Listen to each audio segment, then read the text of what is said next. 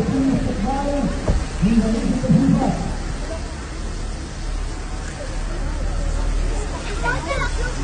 الشخصية من الجمهور الكريم وتوفيق